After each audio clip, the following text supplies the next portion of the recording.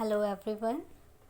I hope you all are stay safe and healthy at your home. So dear students, as we had completed money and its supply, now we are moving towards banking and importance of RBI.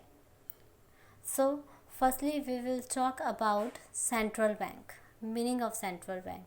A central bank is an apex financial institution which controls over monetary and banking structure of the country. किसी देश के अंदर उसकी पैसों से related और bank से related जितना भी उसका एक स्ट्रक्चर होता है उसके लिए कोई पॉलिसीज़ फ्रेम करनी पड़ती हैं उसको सर्कुलेट करने के लिए मनी को और कंट्रोल करने के लिए भी कह सकते हो आप। तो वो सारे के सारे डिसीजन कौन लेता है? Central bank. ठीक है। अब यहाँ पे कॉमर्शियल बैंक को भी थोड़ा जान लीजिए आप लोग कि सेंट्रल बैंक और कॉमर्शियल बैंक में डिफरेंस क्या होता है। सेंट्रल बैंक को ही हम आरबीआई के नाम से जानते हैं, जो कि आपका इस्टेब्लिश हुआ था 1935 को। ठीक है। अब हम कॉमर्शियल बैंक के बारे में डिस्कस करते हैं। A commercial bank is a financial institution which accept deposit from people and lend it to the needy one. Commercial bank का एक मेन काम होता है, मैंने आपको जैसे मनी वाले चैप्टर में पढ़ाया था, इसके दो मेन काम होते हैं, डिपॉजिट एक्सेप्ट करना और उस डिपॉजिट को अपने पास खाली पड़े हुए न रखना, बल्कि इसको किसी ज़रूरतमंद जो नीडी पर्सन है जिसको लोन की ज़रूरत है उसको दे देना और उसके थ्रू फिर प्रॉफिट कमाना। जब वहाँ से लोन आएगा तो उसको हाई इंटरेस्ट रेट पे लोन देना किसी पर्सन को जो नीडी पर्सन है और वहाँ से उसको हाई इंटरेस्ट रेट चार्ज करना और उसके बाद वहाँ से प्रॉफिट अर्न करना। ठीक है। अब हम इन दोनों पर डिफरेंस पढ़ते हैं, सेंट्रल बैंक और कमर्शियल बैंक में डिफरेंस क्या होता है। तो पहले हमारा बेसिस का जो पहला पॉइंट है मैनेजमेंट, कि कौन किसे मैनेज करता है।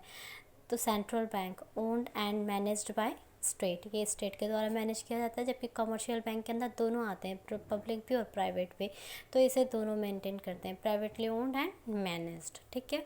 अब नेक्स्ट पढ़ते हैं हम सेंट्रल बैंक के बारे में, इसका प्रॉफिट मोटिव। अब अभी देखो आरबीआई के पास जिम्मेदारी होती है वो सारे बैंकिंग सेक्टर को देखे, तो इसलिए इसका प्रॉफिट अर्न करना मेन मोटो नहीं होता, बल्कि पब्लिक वेलफेयर चाहता है। अभी हम आगे पढ़ेंगे इन्फ्लेशन और डिफ्लेशन की कंडीशन को कैसे करके आरबीआई करेक्ट करता है।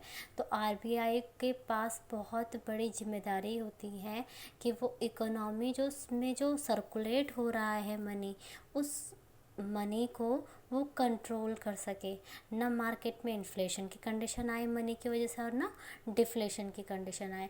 तो इन दोनों सिचुएशन को करेक्ट करने के लिए या इस दोनों सिचुएशन को बैलेंस करने के लिए आरबीआई मेजर रोल प्ले करता है। तो इसलिए हम कह सकते हैं कि इसका पब्लिक वेलफेयर मेन मोटो होता है, ना कि प्रॉफिट अर्न करना। लेकिन जितने भी कमर्शियल बैंक होते हैं वो क्या करते हैं, डिपॉजिट एक्सेप्ट करते हैं और उस डिपॉजिट को किसी नीडी पर्सन को देते हैं हाई इंटरेस्ट रेट पे। इसका मतलब उन्होंने उस लोन पे ज़्यादा इंटरेस्ट लेने के चक्कर में, क्यों किया ऐसे ज़्यादा इंटरेस्ट रेट, अपना प्रॉफिट कमाने के चक्कर में। तो इन लोगों को प्रॉफिट कमाने का मेन मोटो होता है कमर्शियल बैंक को। अब बात करते हैं हम सेंट्रल बैंक। नोट इशू का सिर्फ एक ही मोनोपोली राइट है, वो है सेंट्रल बैंक के पास, जबकि कमर्शियल बैंक के पास ऐसा कोई राइट नहीं है। ये सिर्फ इकोनॉमी में मनी को सर्कुलेट कर सकता है पर प्रिंट नहीं कर सकता करेंसी को। ठीक है।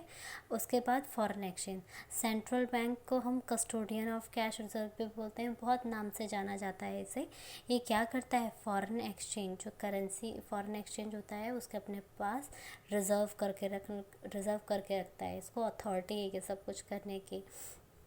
लेकिन it can deal with foreign exchange on the permission of central bank, कि तभी कर सकता है फॉरेन बैंक के साथ में एक्सचेंज, फॉरेन का एक्सचेंज को जब इसे सेंट्रल बैंक परमिशन देगा कि हाँ आप डील कर सकते हो फॉरेन बैंक के साथ में। ये सब कुछ मतलब आप ये कह सकते हो कि कमर्शियल बैंक को अगर कुछ भी काम करना है तो बिना आरबीआई के गाइडलाइन के वो नहीं कर सकता, उसे हर काम के लिए आरबीआई की परमिशन लेनी पड़ेगी। किसको? कमर्शियल बैंक को। लेकिन अगर आरबीआई को कोई डिसीज़न लेना है तो उसे कमर्शियल बैंक की कोई परमिशन की ज़रूरत नहीं है। ठीक है। अब इसका लास्ट पॉइंट है apex institution. It is an apex institution of the monetary and banking system. ये मॉनेटरी और बैंकिंग सिस्टम का एक मेन रीढ़ की हड्डी कह लो आप, ठीक है, बैकबोन है उसके। जबकि हम बात करें कमर्शियल बैंक की, no such responsibility rest with commercial bank.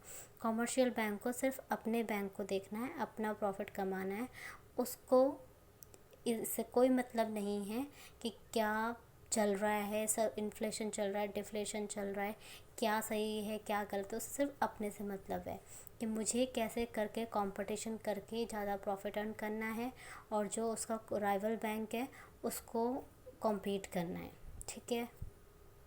अब हम डिस्कस करने के लिए जा रहे हैं आरबीआई के important topics. So first point is RBI या सेंट्रल बैंक एक ही नाम है, इस्टेब्लिश्ड ऑन 1 अप्रैल 1935। आरबीआई एक चीज़ का ध्यान रखना, कभी भी कोई चीज़ इस्टेब्लिश होती है तो उससे एक साल पहले उसका एक्ट पास हो जाता है। In the same manner RBI जो आपका इस्टेब्लिश हुआ 1 अप्रैल 1935 को हुआ, तो 1934 को इसका एक्ट पास हो गया था, ठीक है। दूसरा पॉइंट है आपका, इट इज़ नेशनलाइज्ड ऑन 1 जनवरी 1949। इसको राष्ट्रीयता कब मिली? 1 जनवरी 1949 को। उसके बाद इसका हेडक्वार्टर, पहले आरबीआई का हेडक्वार्टर कोलकाता में था और अब इसका हेडक्वार्टर 1937 से मुंबई में शिफ्ट हो गया।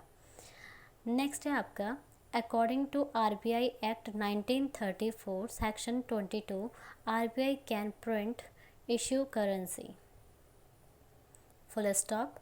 RBI can print a note of maximum rupees 10,000. If RBI want to print more than rupees 10,000 note, then RBI have to change in 1934 act. मैंने अभी आपको बताया था कि एक्ट एक साल पहले आता है। तो अब देखो यहाँ पे इसने कहा कि आरबीआई के जो एक्ट है 1934 उसके सेक्शन 22 के अंदर आरबीआई को नोट प्रिंट करने का परमिशन मिला है और आरबीआई मैक्सिमम 10,000 तक का नोट प्रिंट कर सकता है। ध्यान देना इस चीज़ को, एक नोट 10,000 का नोट आरबीआई प्रिंट कर सकता है, ये परमिशन है उसे। लेकिन अगर वो 10,000 से ज़्यादा बड़ा नोट प्रिंट करना चाहता है तो उसे अपने 1934 एक्ट में चेंजेस करने पड़ेंगे, ठीक है। उसके बाद नेक्स्ट पॉइंट है, आरबीआई जो प्रिंट करता है करेंसी वो कहाँ कहाँ है, तो इसके 4 जगह हैं जहाँ आरबीआई करेंसी प्रिंट करता है। पहला है आपका नासिक महाराष्ट्र में, दूसरा है देवास मध्य प्रदेश में, तीसरा है आपका मैसूर कर्नाटक में और चौथा है आपका सेल्वोनी वेस्ट बंगाल में। ये 4 जगह हैं जहाँ पे आरबीआई अपनी करेंसी प्रिंट कर सकता है। लेकिन यहाँ पे एक ध्यान देने वाली बात है, महाराष्ट्र और मध्य प्रदेश की जो जगह है जहाँ करेंसी प्रिंट होती है इन दोनों को कंट्रोल करता है कौन? Indian government. जबकि कर्नाटक और वेस्ट बंगाल को कौन कंट्रोल करता है? खुद आरबीआई, ठीक है। नेक्स्ट मूव ऑन करते हैं हम कॉइन की तरफ। आपको ये तो पता चल गया कि कॉइन की करेंसी कौन प्रिंट करता है, paper currency, that is your RBI. लेकिन अगर हम कॉइन की बात करें तो अब कॉइन के बारे में बता दूँ आपको, कॉइन को मिंट करने का जो अथॉरिटी है और योर 1 रुपी नोट ऑल्सो, ये आपका मिनिस्ट्री ऑफ फाइनेंस को है, ठीक है, या आप कह सकते हो इंडियन गवर्नमेंट को है। तो देखो अब यहाँ पे according to coinage act 1906, Indian government can mint a coin up to rupees 1,000. All coins and 1 rupee note minted by Indian government. यहाँ पर उसने साफ साफ कह दिया, 1000 मैक्सिमम 1,000 रुपये तक का सिक्का जो आपकी इंडियन गवर्नमेंट हो प्रिंट कर सकती है। ये किस एक्ट के अंदर कहा गया है? 1906 के अंदर कहा गया है इस बात को। और जो आपका 1 रुपये का नोट होता है उसमें जो साइन होते हैं वो फाइनेंशियल सेक्रेटरी के होते हैं और इसे भी प्रिंट करने का अधिकार इंडियन गवर्नमेंट को है, ठीक है। अब कॉइन जहाँ मिंट होता है उसके 4 जगह कौन कौन सी हैं? एक है आपका अलीपुर कोलकाता में, दूसरा है आपका सैफाबाद हैदराबाद में, एक है आपका चेरापल्ली वो भी हैदराबाद में और चौथा है आपका नोएडा यूपी में, ठीक है। सारे पॉइंट्स क्लियर हो गए होंगे आपको ये वाले। अब नेक्स्ट पॉइंट है आपका, इन 2019 RBI purchased 52.3 ton gold according to World Gold Council. India is in 10th place all over the world. Now RBI have 6.1% gold of total foreign exchange. RBI kept or saved its reserve in Nagpur branch and some gold reserve in Reserve Bank of England. अगर आप लोगों को थोड़ा पुराना history पता है तो आप लोगों को पता होगा पहले टाइम पे ये माना जाता था कि उस कंट्री की करेंसी की सबसे ज़्यादा वैल्यू है जिस कंट्री के पास सबसे ज़्यादा गोल्ड होगा। तो इसीलिए हर एक जो आपका बैंक है या आप कह सकते हो सेंट्रल बैंक है वो भी अपने पास गोल्ड रिज़र्व करके रखता है। गोल्ड एक ऐसी चीज़ है जो कि एक लिक्विड कह सकते हो आप, liquid currency which can be easily converted into cash. तो ऐसी चीज़ें बैंक भी और आपका आरबीआई भी अपने पास होल्ड करके रखता है। तो अब वर्ल्ड गोल्ड काउंसिल ने अपनी एक रिपोर्ट दी जिस रिपोर्ट में उसने कहा कि इंडिया अब गोल्ड रिज़र्व के मामले में 10वें नंबर पे आ चुका है। 2019 में आरबीआई ने 52.3 टन गोल्ड खरीदा था। इस कारण से इंडिया अब 10वें नंबर पे आ चुका है। ठीक है, जो आपका आरबीआई है अब उसके पास टोटल मिला के 6.1% गोल्ड हो चुका है टोटल फॉरेन एक्सचेंज का। ठीक है, अब उसके बाद हम मूव ऑन करते हैं अपना जो आपको टॉपिक में पढ़ा चुकी हूँ ऑलरेडी कि 1 रुपये का जो नोट होता है बाकी सारे नोट पे तो आरबीआई के जो गवर्नर होते हैं उनका साइन होता है, लेकिन अभी जो आपका नोट होता है 1 रुपये नोट उसमें फाइनेंस सेक्रेटरी का साइन होता है। ठीक है, अब लास्ट पॉइंट है आपका RBI announces the credit and monetary policy for the economy. ये मैं आपको ऑलरेडी डिस्कस कर चुकी हूँ वैसे भी कि आरबीआई क्या करता है, जितनी भी क्रेडिट एंड मॉनेटरी पॉलिसी होती हैं उनको आरबीआई अनाउंस करता है ताकि वो इकोनॉमी को बैलेंस कर सकें। ठीक है, तो आई होप आप लोगों को सारे टॉपिक क्लियर हो गए होंगे। Still if you have any doubt or any query you can please ask me in comment box. Thank you everyone.